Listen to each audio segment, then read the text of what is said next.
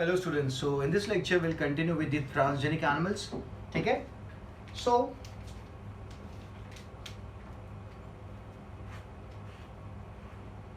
transgenic animals की अगर बात करें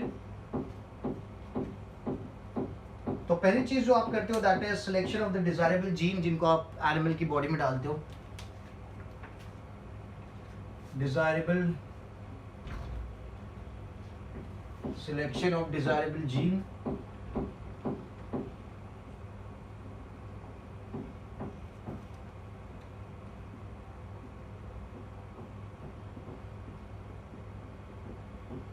ठीक है.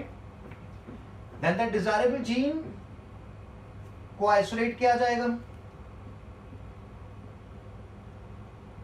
Isolation of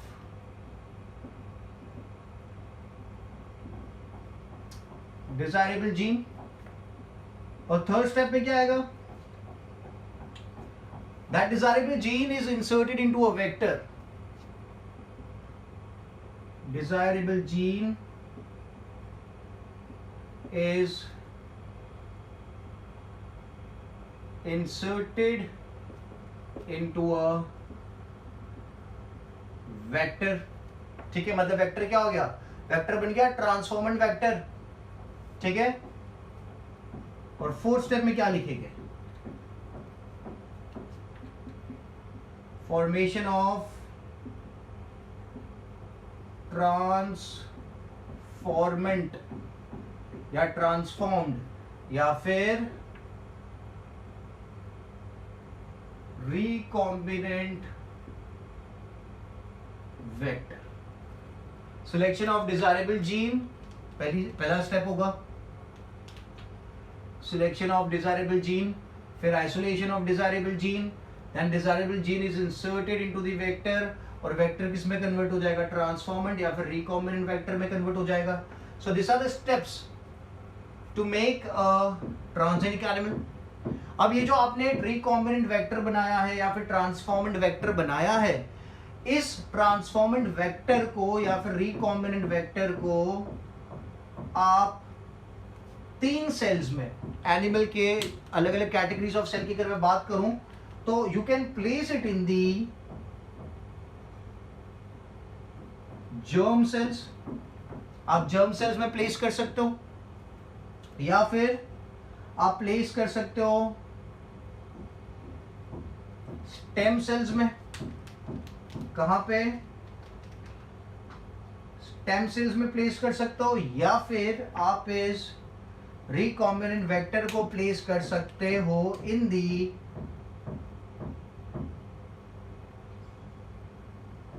somatic cell. ठीक है. जर्म सेल में, स्टेम सेल में, सोमैटिक सेल में, ये 3 में से कहीं पे भी आप एनिमल के बॉडी में या एनिमल को आप रिकॉम्बिनेंट वेक्टर ट्रांसफर कर सकते हो. तो अगर जर्म सेल्स में ट्रांसफर किया जाएगा ना तो क्या होगा? This is going to be carried forward from one generation to another. अगर आप स्टेम सेल में करोगे तो स्टेम सेल्स में भी it is going to be carried forward from one generation to another. But somatic cell की अगर आप बात करते हो ना तो सोमैटिक सेल में क्या होगा? It is not going to be carried forward from one cell to another, from one generation to another generation, because it's a somatic cell. आ रही बात समझ में? जर्म सेल्स में दोस आर योर गैमेट्स. अगर आपने जर्म सेल में डाल दिया तो क्या होगा? आपने स्पर्म के अंदर आपका रिकॉम्बिनेंट वेक्टर डाल दिया तो स्पर्म फ्यूज करेगा फीमेल गैमेट के साथ और जो बेबी बनेगा उस बेबी के, लेट्स से यहाँ पे zygote, I am sorry the egg, और ये दोनों मिलके क्या बनाएंगे? This is going to form a zygote. और उस जाइगोट के पास क्या होगा? The zygote is going to contain what? The recombinant vector. और इस जाइगोट से क्या बनेगा? बेबी बनेगा. सो इस बेबी के हर एक सेल में, every cell of the baby is going to contain what? The recombinant vector, क्योंकि आपने उसको germ cell में डाला. The same goes for the stem cells. Stem cells क्या करते हैं? पूरे बेबी का फॉर्मेशन करते हैं ना. तो स्टेम सेल में भी अगर आपने डाला तो उससे जो बेबी बनेगा, the baby is going to contain recombinant vector in each and every cell. But अगर मैं सोमैटिक सेल की बात करता हूं तो सोमैटिक सेल में क्या होगा, वो सिर्फ बेबी के एक ही सेल में रहेगा या फिर वो बेबी के सोमैटिक सेल्स में रहेगा, वो आगे कैरी फॉरवर्ड नहीं होगा। ये दोनों केसेस में जर्म सेल्स और स्टेम सेल्स में अगर मैंने रिकॉम्बिनेंट वेक्टर डाला तो it is going to be passed on from generation to generation. तो मैं लिख देता हूं passed on from one to another generation, ठीक है। बट सोमैटिक सेल में फॉर एग्जांपल आपके बाल के सेल में डाल दिया रिकॉम्बिनेंट वेक्टर या आपकी स्किन के सेल में डाल दिया रिकॉम्बिनेंट वेक्टर, तो यार स्किन थोड़ी पार्टिसिपेट करती है गैमेट फॉर्मेशन में, तो वो जो वेक्टर है वो गैमेट में कहीं भी जा ही नहीं पाएगा, और गैमेट में अगर जाएगा नहीं तो न्यू जनरेशन में वो कैरी फॉरवर्ड नहीं हो पाएगा, ठीक है। Simple and easy, good. So let's move ahead. Now we'll talk about the application of transgenic animals। किन केसेस में, किन चीजों में ये जो ट्रांसजेनिक एनिमल्स अपन बनाएंगे इनको यूज किया जाएगा।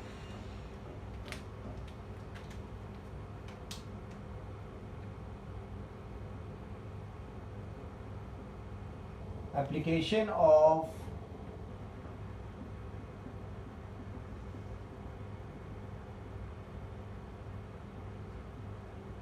transgenic animals, ठीक है। so it can be used for the production of medicinal compounds। we can use the transgenic animal for the production of medicinal compounds के प्रोडक्शन में यूज कर सकते हैं, या फिर आप दूसरे टर्म्स में उन मेडिसिनल कंपाउंड्स को क्या बोल सकते हो, they can be termed as the recombinant compounds, ठीक है, और they can be termed as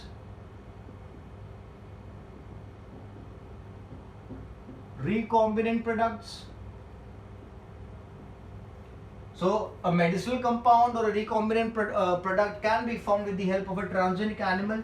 जैसे कि अगर एक एग्जांपल लेते हैं अल्फा 1 एंटीट्रिप्सिन, क्या बना सकते हो आप alpha 1 antitrypsin,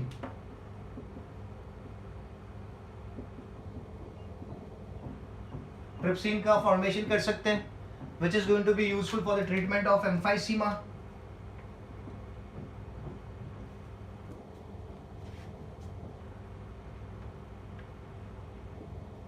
which can be useful for the treatment of emphysema के लिए यूज कर सकते हैं, या फिर we can also form CFTR protein।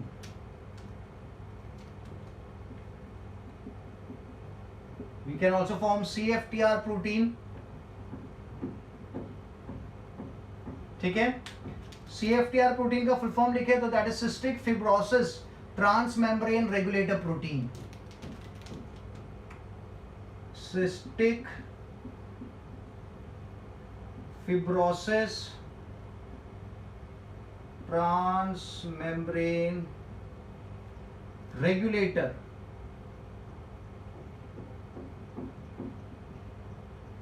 protein।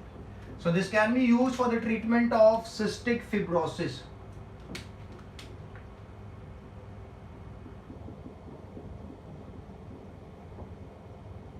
Cystic fibrosis नाम का जो डिसीज है उसको हील करने के लिए भी आप ट्रांसजेनिक एनिमल्स की मदद से बना सकते हो CFTR प्रोटीन्स, या फिर एम्फाइसीमा को ट्रीट करने के लिए अपन बना सकते हैं अल्फा 1 एंटीट्रिप्सिन। सिस्टिक फिब्रोसिस की बात करते हैं तो जो प्रोटीन है CFTR प्रोटीन, ये क्या करता है, ये चैनल्स बनाता है, मेम्ब्रेन के अंदर चैनल्स का फॉर्मेशन करता है, ओके, जिसके थ्रू चीजें पास हो सके। तो जब ये प्रोटीन डिफेक्टिव होता है तो क्या होगा, जो ट्रांसफर हो रहा था, लिखा ना आपने ट्रांसमेम्ब्रेन रेगुलेटर, जो ट्रांसफर हो रहा था वो ठीक से नहीं हो पाएगा, ठीक है, done. Then we can use the transgenic animals for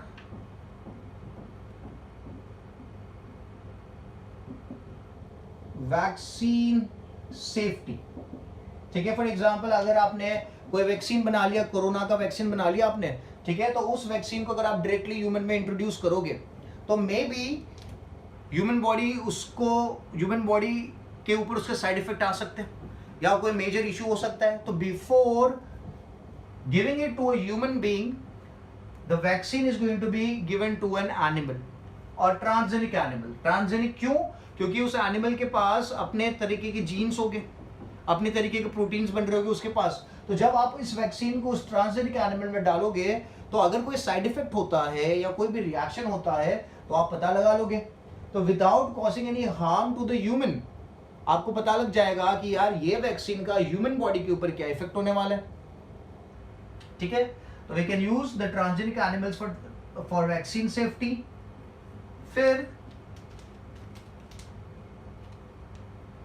third is chemical safety testing. Chemical safety testing. ठीक है, तो केमिकल सेफ्टी टेस्टिंग की बात करें तो यहां पे क्या किया जाता है, कोई भी पर्टिकुलर ह्यूमन जीन लिया जाता है, उसके ऊपर जो केमिकल, जिसकी नॉलेज नहीं है अपन को ह्यूमन बॉडी के ऊपर, उस जीन को उस केमिकल से ट्रीट किया जाता है और फिर उस जीन को ट्रांसफर कर दिया जाता है कहां पे, in the animals body, into the lab animals body. तो अब क्या होगा, वो जीन का जो एक्सप्रेशन आएगा, है ना, whether the expression is negative or positive, आपको किसके अंदर ऑब्जर्व होगा, you are going to observe that expression into the lab animal, not in the body of the humans। ठीक है, तो उस तरीके से humans क्या हो जाएंगे, सेफ हो जाएंगे ना। तो मैं यहाँ पे लिखता हूं, the human gene is exposed, human gene is exposed to certain chemicals जिसके बारे में we do not have the awareness। Human gene is exposed to chemicals and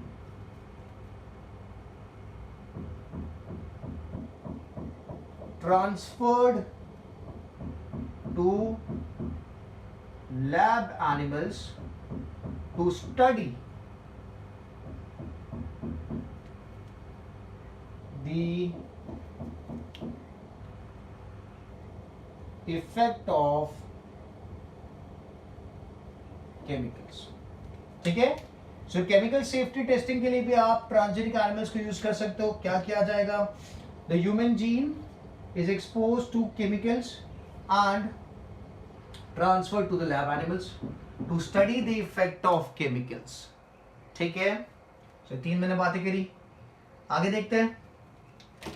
एक और इंटरेस्टिंग चीज जो ट्रांसजेनिक एनिमल्स के साथ की जा सकती है, that is they can be used as disease models. ठीक है, फॉर एग्जांपल मैं फार्मास्यूटिकल कंपनी में ड्रग्स बना रहा हूं कोई पर्टिकुलर डिसीज के लिए। ठीक है, तो उस ड्रग को मैं डायरेक्टली टेस्ट नहीं कर सकता हूं ना ह्यूमंस के ऊपर, तो मैं क्या करूंगा, वो डिसीज को इंट्रोड्यूस कर दूंगा कोई लैब एनिमल के अंदर। ठीक है, और फिर जो दवाई मैं बना रहा हूं उस दवाई का ट्रीटमेंट मैं उस लैब एनिमल को दूंगा। मैं डिसीज को कहां पे इनिशिएट कराऊंगा, उस लैब एनिमल में इनिशिएट कराऊंगा, और फिर मैं उसको ड्रग्स का ट्रीटमेंट दूंगा और चेक करूंगा कि यार ये दवाई इस पर्टिकुलर डिसीज को ट्रीट कर पा रही है या नहीं। So they can be used as the transgenic animals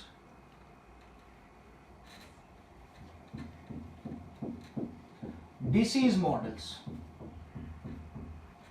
they can be used as disease model।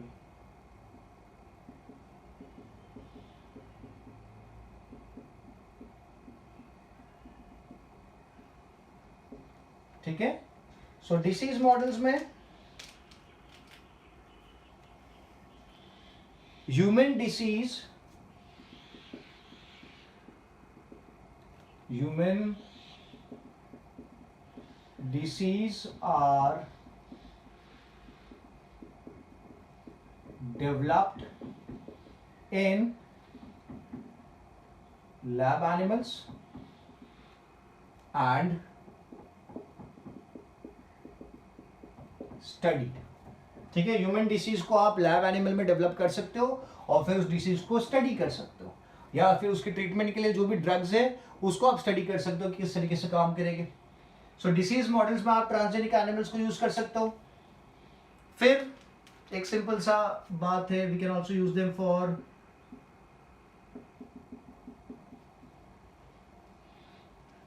Gene expression. We can also use them for gene expression. कोई भी पर्टिकुलर जीन जो ह्यूमन में अवेलेबल है, उस जीन को अगर मैं इस एनिमल में, लैब एनिमल में ट्रांसफर करूंगा तो क्या होगा, वो अपना प्रोटीन बनाएगा। तो यहां पे लिखे गए gene expression human gene is transferred to lab animals and the expression of gene is studied. ठीक है, तो जीन एक्सप्रेशन के केस में भी आप ट्रांसजेनिक एनिमल्स को, लैब एनिमल्स को यूज कर सकते हो.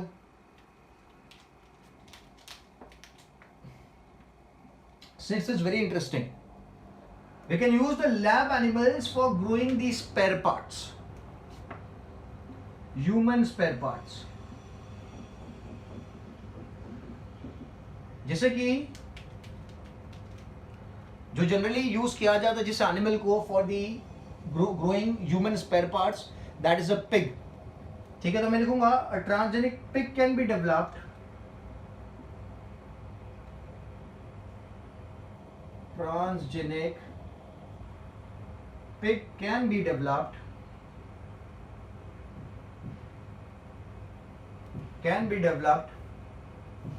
ठीक है, और उस जो ट्रांसजेनिक पिग होता है ना, आपको पता होगा सेल के ऊपर there are major histocompatibility complexes जो क्या करते हैं, फॉरेन बॉडीज को बाइंड करके अपने इम्यून सिस्टम को इंडिकेट करते कि ये फॉरेन बॉडीज है. There are some major histocompatibility complexes available on the cell surface. वो क्या करेंगे, ये फॉरेन बॉडी को ट्रैप कर लेंगे एंड फॉरेन बॉडी को ट्रैप करके बताएंगे आपकी इम्यून सिस्टम को कि ये फॉरेन बॉडी है, ये पैथोजन है, ये हार्म कॉज कर रहा है.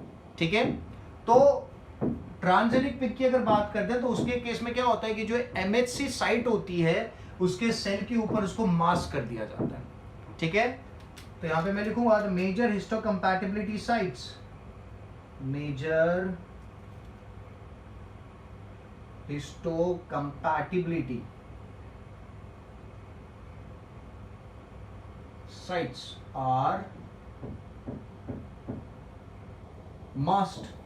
ठीक है, MHC, it is termed as MHC. The major histocompatibility sites are going to be masked. जिसकी वजह से क्या होगा, ये जो पिग है इस पिग में इम्यून रिस्पॉन्स डेवलप नहीं हो पाएगा. ठीक है, तो मेजर हिस्टोकम्पैटिबिलिटी कॉम्प्लेक्स आपने मास्क कर दिया. ठीक है, और फिर आप इसके ऑर्गन्स को यूज कर सकते हो फॉर दी ह्यूमंस. जैसे कि the pig heart is almost similar to the human heart. यहां पे मैं लिखूंगा pig heart is almost similar to human heart.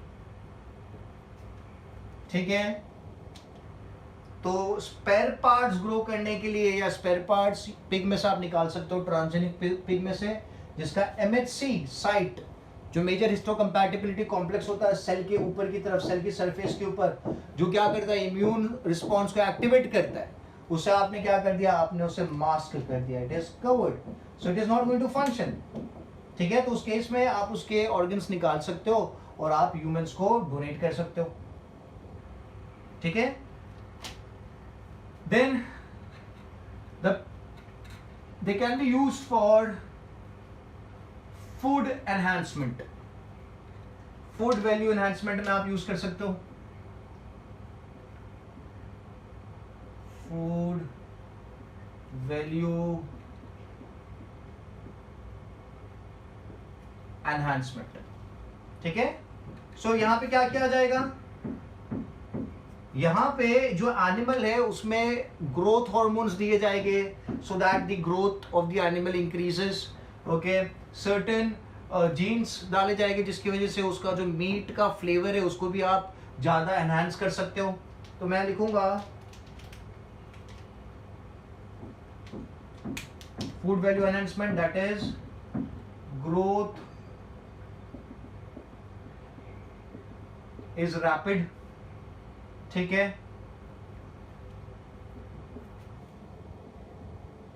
Quality of food या फिर quality of meat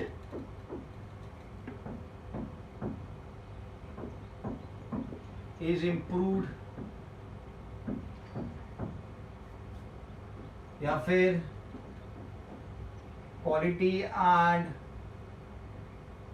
quantity of milk is improved, आप बोल सकते हो।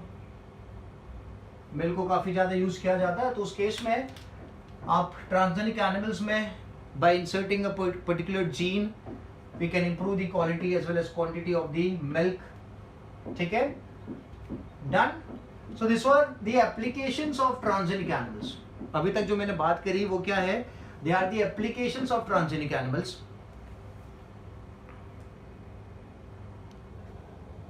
Now I'll talk about the examples of transgenic animals. अब examples ले लेते हैं।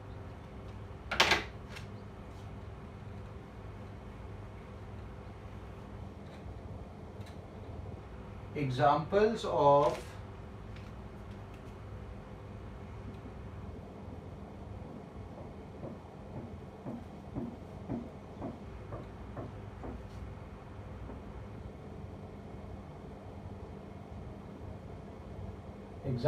Transgenic animals. ठीक है, तो यहां पे जो फर्स्ट ट्रांसजेनिक एनिमल का फॉर्मेशन किया गया था दैट वाज ट्रांसजेनिक फिश। आपको याद रखना, it was the first transgenic animal, it is the first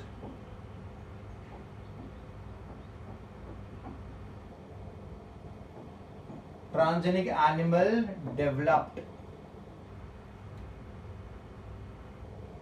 ठीक है, कौन सी फिश? तो सैल्मन फिश। सलमान नहीं, Salman.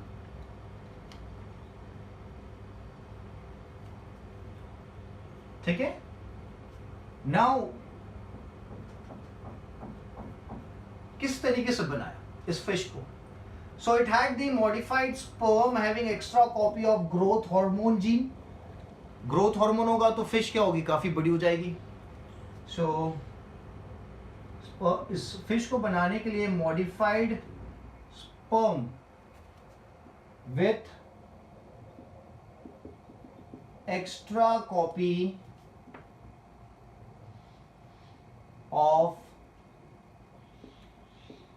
growth hormone gene, extra copy of growth hormone gene was used. Because of this growth hormone gene, because of the extra copy of growth hormone gene, normally तो grow कर ही रही है, but आपने क्या किया, एक और एक्स्ट्रा कॉपी दे दी। तो क्या था, ये जो सैल्मन फिश थी or the transgenic salmon can grow at faster rate. Transgenic salmon was able to grow at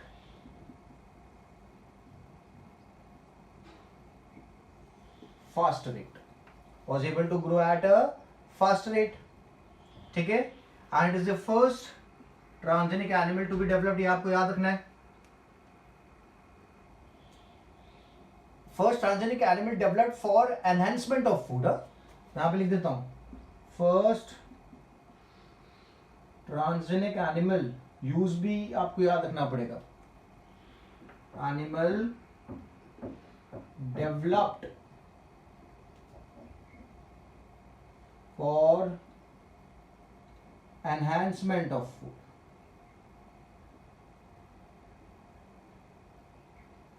for enhancement of food। ठीक है, इसी तरीके से जैसे ट्रांसजेनिक सैल्मन बनाया अपन ने जिसमें extra copy of growth hormones gene available थे, we have also developed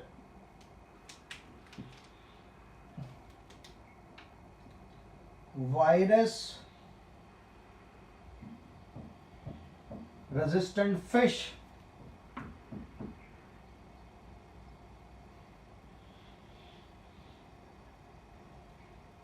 have been developed. Virus resistant fish have been developed. ठीक है, apart from this salmon which grows bigger in size so that the meat quantity, इस fish से जो meat मिल रहा है ना वो ज़्यादा amount में मिल सके. ठीक है, so this is for the enhancement of food. ठीक है, फिर we have developed transgenic birds.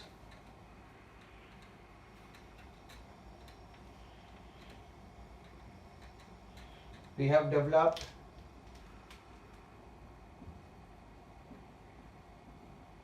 transgenic birds which are resistant to a virus,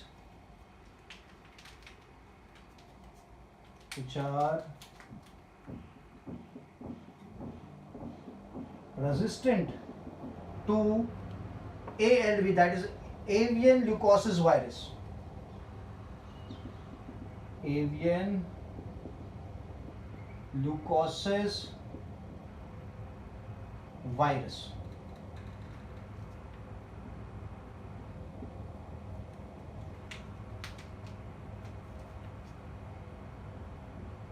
ALV. ठीक है, तो किस तरीके से उसको रेजिस्टेंट बनाया? तो what we did is we did a defective gene was introduced in the bird's DNA. Okay, defective gene for what? Defective gene for ALV was introduced in DNA of bird. ठीक है, so which made the birds resistant to the avian leukosis virus, and it was first performed by, नाम याद रखना आपको, first performed by two scientists, that is Salter and Crittenden. Performed by Salter and Crittenden.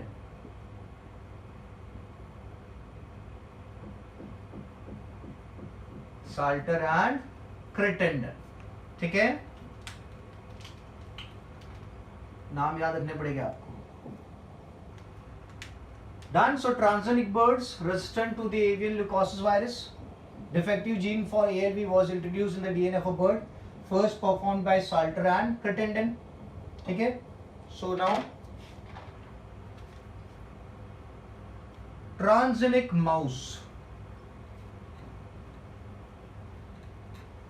95% of the transgenic animals are mouse. ये आपको बात याद रखनी है, 95%, because they are very very docile. They don't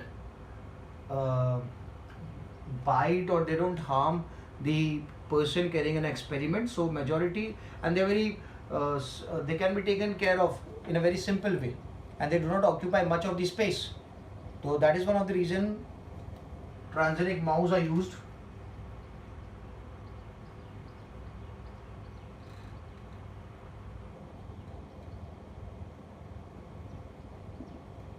ठीक है, यहाँ पे मैं मेंशन करूंगा 95% of the transgenic animals are of transgenic animals are mouse. ठीक है, one of the reason is they have short gestation period. gestation आपको पता होना चाहिए, and they have a shorter lifespan.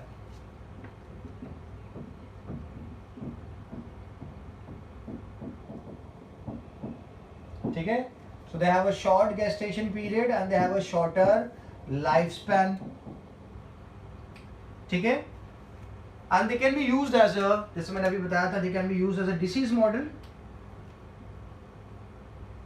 They can be used as disease model या फिर chemical toxicity testing, chemical toxicity testing के लिए उनको यूज कर सकते हैं। ठीक है, so 95% of the transgenic animals are mouse. ये आपको बात दिमाग में रखनी, मैंने रीजन बता दिया आपको। यहाँ पे मैंने शॉर्ट गेस्टेशन पीरियड लिखा है, शॉर्टर लाइफ स्पैन लिखा है, plus they are smaller in size, okay, and plus they are not that ferocious, they are very docile. ठीक है, वो भी आप लिख सकते हो। Then we can use transgenic rabbit. Transgenic rabbit is actually used as a bioreactor. Bioreactor आपको पता है क्या होता है? आप इस रैबिट की बॉडी के अंदर अलग अलग टाइप की चीजों, रिकॉम्बिनेंट प्रोडक्ट्स को ग्रो कर सकते हो। तो यहां लिखता हूं मैं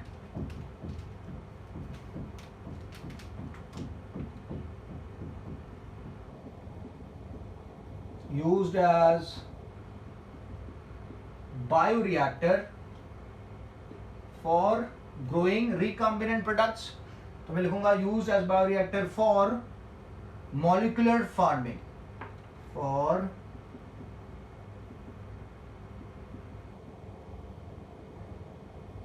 मॉलिक्यूलर फार्मिंग या फिर फॉर ग्रोइंग रिकॉम्बिनेंट प्रोडक्ट्स। ठीक है, तो बायोरिएक्टर्स आपने पढ़ रखा है।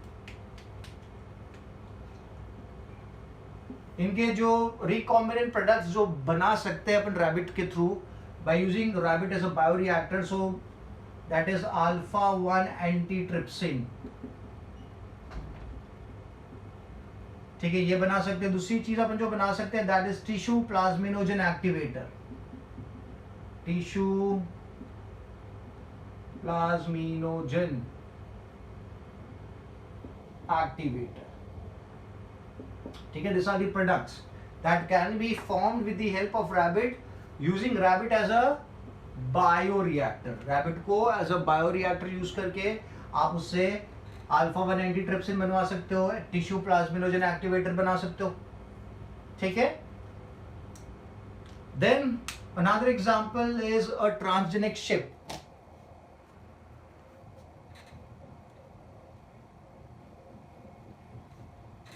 क्या यूज कर सकते हैं? ट्रांसजेनिक शिप को यूज कर सकते हैं। ठीक है, इस केस में इस शिप के साथ we fuse the foreign gene with the gene of mammary tissue, gene of mammary tissue plus foreign gene.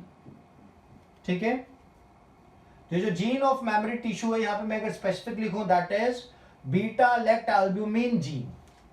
यहां लिखते हैं अपन beta lactalbumin gene, beta lactalbumin gene. ठीक है, तो फॉरेन जीन के साथ आप इसे इंसर्ट करके फ्यूज करके क्या बनवा सकते हो? सो वी कैन फॉर्म, इसके मिल्क के अंदर आएगा, है ना, ये जो शिप का मिल्क होगा ना, इसके अंदर से what we can take out is, ये जब मिल्क देगी so it is going to produce along with the milk alpha 1 antitrypsin का फॉर्मेशन होगा। ठीक है, आप करवा सकते हो।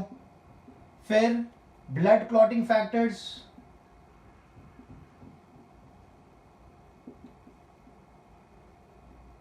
बनवा सकते हैं। और अगर यहां पे मैं extra copy of growth hormone introduce कर दूं शिप के अंदर, ठीक है, ये पॉइंट अलग हो गया।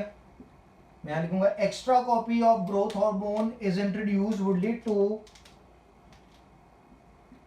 extra copy of growth hormone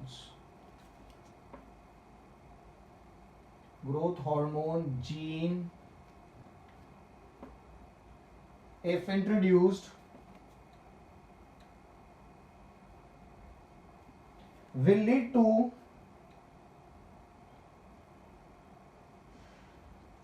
faster growth of body. Extra copy of growth hormone gene if introduced will lead to faster growth of body as well as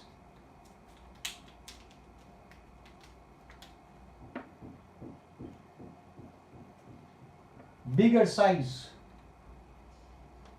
make the animal big in size.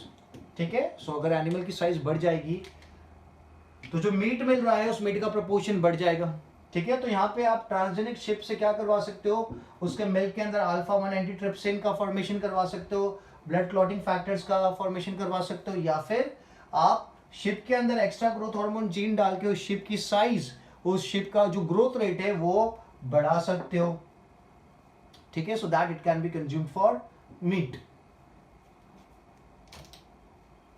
इसी तरीके से आप एक और चीज बना सकते हो, that is transgenic goat.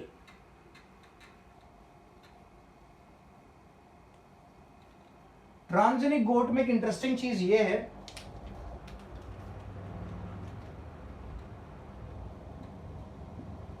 Transgenic गोट की अगर मैं बात करता हूं तो यहां पे क्या किया है, यहां पे जो मैंने प्रोसेस बताया अभी शिप के लिए आप वो तो कर ही सकते हो, बट अपार्ट फ्रॉम दिस एक कंपनी है, Canadian company, there is a Canadian company named as Maxia Biotech. Maxia Biotech. ये Maxia Biotech ने क्या किया? So Maxia Biotech isolated the gene for spider web protein. Spider में से they isolated the gene, isolated gene for spider web. Spider जो web बनाती है ना, वो जो प्रोटीन जिस प्रोटीन से बनता है, तो isolated the gene for spider web protein from obviously spider. ठीक है, स्पाइडर में से आइसोलेट कर लिया. ठीक है, और उस जीन को कहां पे इंट्रोड्यूस कर दिया, उसको इंट्रोड्यूस कर दिया मेमोरी सेल्स के अंदर. ठीक है, और मेमोरी टिश्यू में. तो यहां पे मैं लिखूंगा spider web protein gene,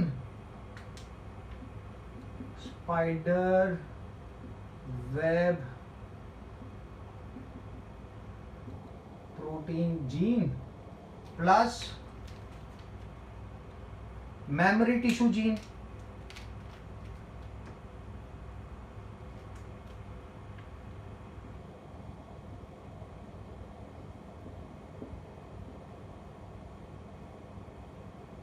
memory tissue gene. और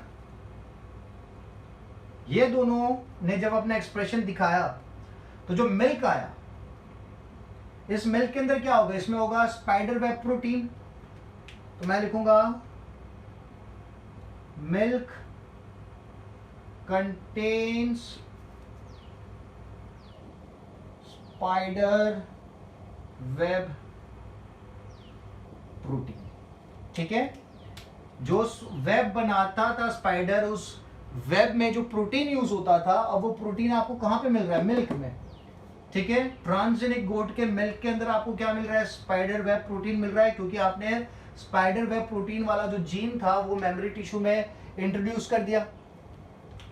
अब ये स्पाइडर वेब प्रोटीन को क्या किया जाता है, it is extracted out.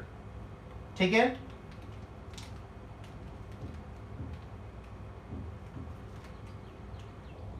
Spider web protein is extracted from milk, milk से निकाल लिया, and used for formation of army clothes. ठीक है, इसको आप क्या कर रहे हैं, जो स्पाइडर वेब प्रोटीन था उसको मिल्क में से एक्सट्रैक्ट करके यूज कर रहे हैं for the formation of army clothes. ठीक है, अब स्पाइडर वेब प्रोटीन आपने अगर वेब देखा हो तो काफी स्ट्रॉन्ग होता है कंपैरेटिवली, तो अगर उसके प्रोटीन से जो फाइबर्स बनाए गए उन फाइबर्स को अपन यूज करेंगे फॉर द आर्मी क्लॉथ्स तो क्या होगा, काफी स्ट्रॉन्ग कपड़े बनेंगे. दिस इज टर्म्ड एज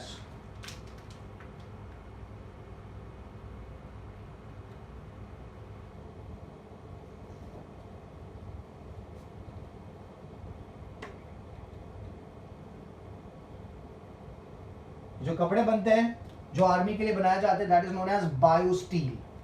ठीक है, they are very strong compare to the normal cloth because यहाँ पे स्पाइडर वेब प्रोटीन के क्या फाइबर्स अवेलेबल है, तो उन स्पाइडर वेब प्रोटीन को एक्सट्रैक्ट करके उसके फाइबर्स बना के उससे कपड़े बनाए जाते हैं, उसे कहा जाता है बायोस्टील.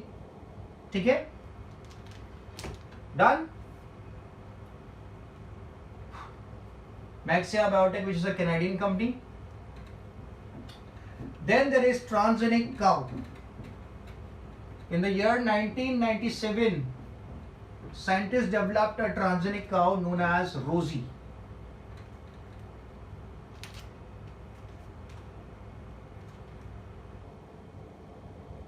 ठीक है,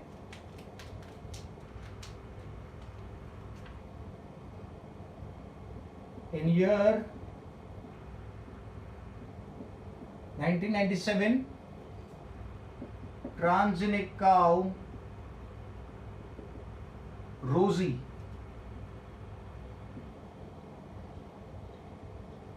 was developed. ठीक है,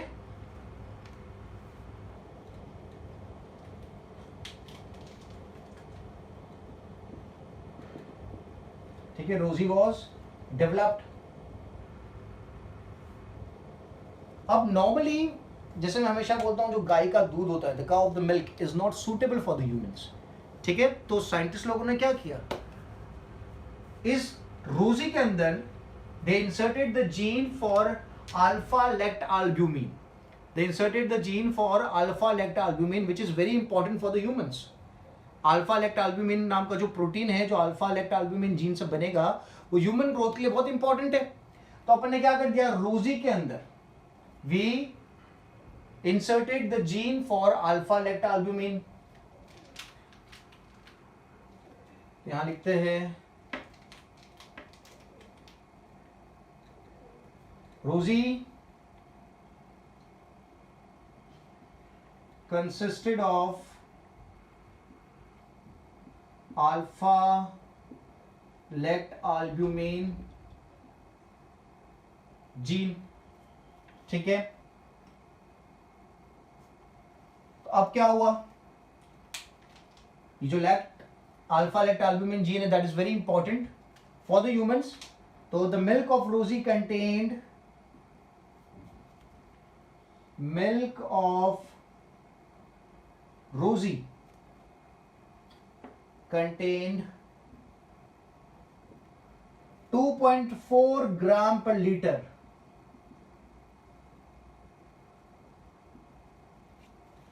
of alpha lactalbumin protein. Alpha lactalbumin protein. ठीक है, milk of Rosie contain 2.4 gram per liter of alpha lactalbumin protein. ठीक है, so this gene has been taken up from the humans.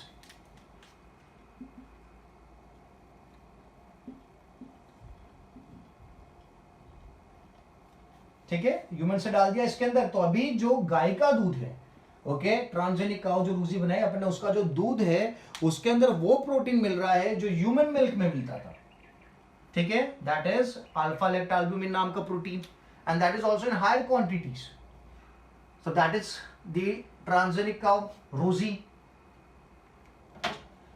फिर मैं बता रहा था स्पेयर पार्ट्स ग्रो करने के लिए अपन यूज करते हैं किसको, पिग को, ट्रांसजेनिक पिग,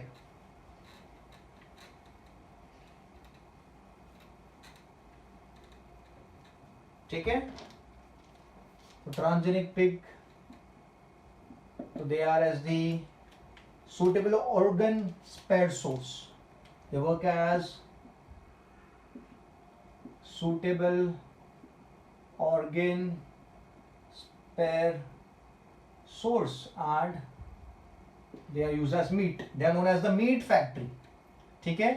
तो फूड वैल्यू जो ट्रांसजेनिक पिग की है वो काफी ज्यादा है, आप ज्यादा न्यूट्रिशियस मीट का प्रोडक्शन करवा सकते हो, आप ग्रोथ रेट बढ़ा सकते हो पिग की, सो दैट वो ज्यादा ग्रो करेगा फास्टर रेट पे, और it can be used as a suitable organ spare source के लिए भी आप यूज कर सकते हो। दूसरी जो एक इंटरेस्टिंग चीज है that is transgenic dog, dogs are known for their power of smell, वो काफी ज्यादा दूर से काफी बेटर तरीके से कोई भी स्मेल को they can come to know कि किस चीज की स्मेल है, ठीक है, they can interpret that smell. तो भी साइंटिस्ट लोग ने और पावरफुल स्मेलिंग एबिलिटी वाला डॉग बनाया, ठीक है, ट्रांसजेनिक, तो मैं लिखूंगा had increased power of smell, ठीक है, ऐसे ही उसका स्मेल का जो पावर है काफी ज्यादा होता है, but they developed a more powerful ability to smell, ठीक है, एंड दिस डॉग, ये जो डॉग बनाया था transgenic dog, it was known as doggy, इसका नाम दिया था साइंटिस्ट लोगों ने, that is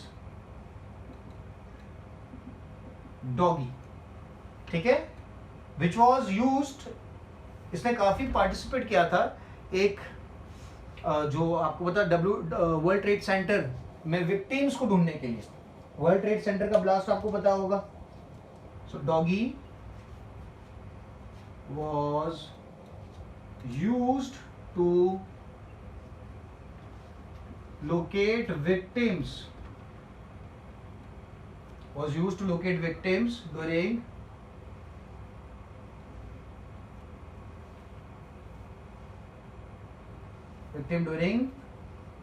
world Trade Center collapse, है ना, तो कोलैप्स हो गया था, वर्ल्ड ट्रेड सेंटर ब्लास्ट हो गया, तो उस टाइम पे ट्रांसजेनिक डॉग जो था जिसका नाम है डॉगी, जिसके पास स्मेल की पावर काफी ज्यादा थी, उसको यूज किया गया था and to locate the victims during the world trade center collapse, not the world war, ठीक है। देन एक और चीज जो डेवलप करी गई थी, काफी इंटरेस्टिंग है ये, that was transgenic monkey,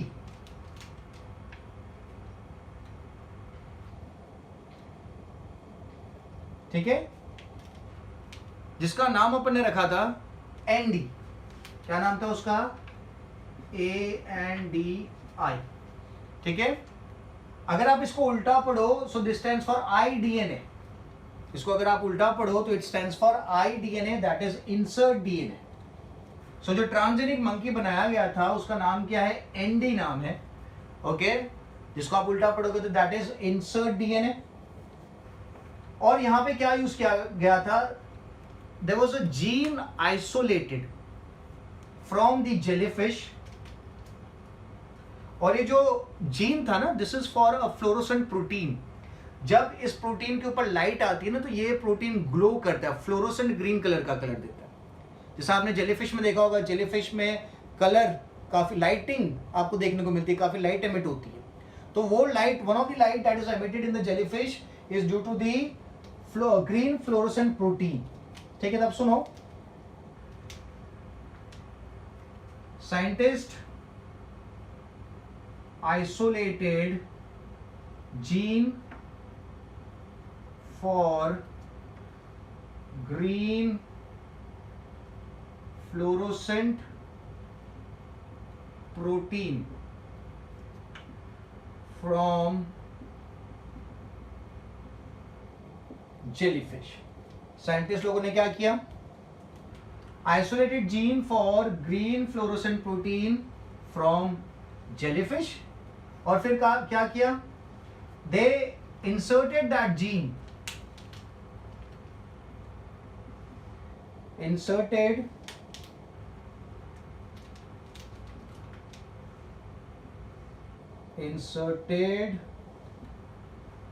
GFP, that is green fluorescent protein gene into the oocyte of monkey.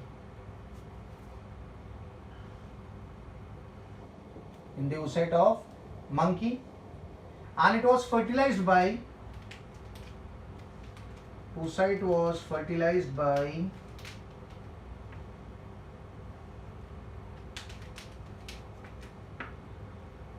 oocyte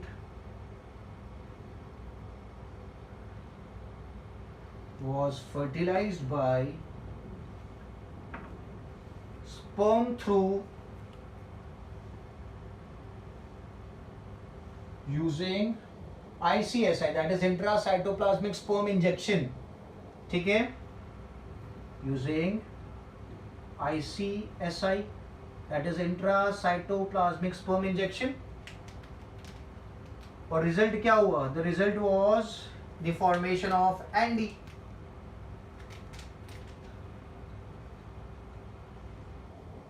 ठीक है, तो ये एंडी बनाने के पीछे का इंटेंशन क्या है? एंडी किस चीज में काम आ रहा है? तो एंडी कोई चीज में काम नहीं आ रहा है, but this was just to find out कि can primates be used to develop disease models और not. Monkey is a primate, तो आपने यहां पे खाली ये देखा कि जो जीन आपने जेलीफिश में से लेके एक प्राइमेट में डाला, तो यार वो सक्सेसफुल है कि नहीं? तो ANDi is the answer to it. Yes, the transfer of gene from another organism can be transferred to a primate. So ND is the answer to the question कि is it possible or not. तो खाली क्या लिखेंगे? ND बनाने के पीछे का reason क्या है? Just to know that primates can be used as disease models. Just to know that the primates can be used as disease models for phenylketonuria या फिर Alzheimer's disease. ठीक है, so when we are able to use a primate as the disease model, अभी तक मैंने क्या बोला कि आप you are using a mouse as a disease model, you are using a rabbit as a disease model, or you are using any other animal as a disease model. But when you start using a primate is closely related to the humans. तो अगर आप primate को as a disease model use करोगे तो आप ज़्यादा अच्छे से अंडरस्टैंड कर सकते हो ह्यूमन बॉडी को, ह्यूमन बॉडी के ऊपर क्या इम्पैक्ट आएगा उस ड्रग का या डिसीज का, आप अच्छे से पता लगा सकते हो. So this was one of the step to find out कि प्राइमेट्स में आप जीन इंसर्ट कर सकते हो कि नहीं. तो yes, ANDi is the answer to it. Primates can be used as disease model. ठीक है, क्लियर है. सो आज के लेक्चर में we have talked about the applications of transgenic animals as well as the examples of transgenic animals. So make sure आप lecture को अच्छे से गो थ्रू करो, अच्छे से नोट्स बनाओ, और नोट्स बनाने के बाद आप मुझे व्हाट्सएप करो. सी दिस काफी सारी इंफॉर्मेशन मैंने बोर्ड पे लिखी है, you don't find it in your text book. So make sure आप अच्छे से समझो, अच्छे से नोट्स बनाओ, because this is going to be useful in the competitive exam, in the NEET exams. So be sure आप जो भी लिख रहे हो अच्छे से लिख रहे हो. ठीक है.